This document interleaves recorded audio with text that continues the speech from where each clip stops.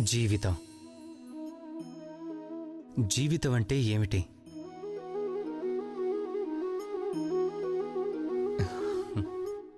ఈ ప్రశ్న అందరి మనసులోనూ కలుగుతుంది. అందరి మనసు ఈ ప్రశ్న గురించే ఆందోళన పడుతుంటుంది. అసలు ఏంటి ఈ జీవితం? ఈ జీవిత గమ్యం ఏమిటి? ఏం చెయ్యాలి ఈ జీవితంలో? ఈ జీవితంలో ఏమైనా పొందాలా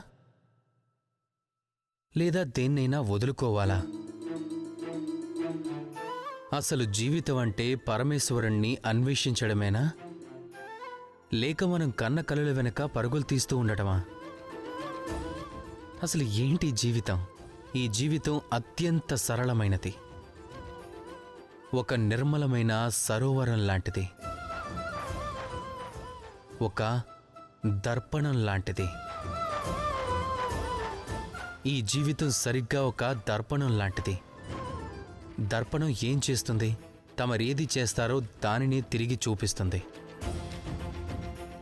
మీరు చిరునవ్వుతో దర్పణాన్ని చూస్తే ఆ దర్పణం చూపించేది మీ ముఖంలోని చిరునవ్వునే.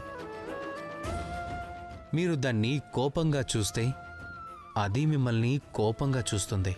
మీరు సరదాగా అద్దంలోకి చూస్తే అది సరదాల్ని చూపిస్తూ ఉంటుంది. ఇదే కదా జీవితం. జీవితం ఒక దర్పణం లాంటిది. అసలు ఈ జీవితం మీకు ఏమిచ్చింది అనేది చూడకండి. మీరు చూడాల్సింది ఒక్కటే, తమరు ఈ జీవితానికి ఏమిచ్చారు అనేది.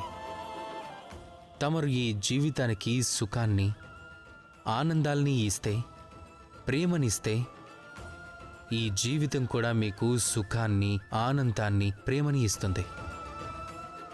కనుక మీరు మీ జీవితంలో సుఖాల్ని, ఆనందాల్ని, ప్రేమల్ని పంచుతూ సంతోషంగా ఉండండి. రాధాకృష్ణ.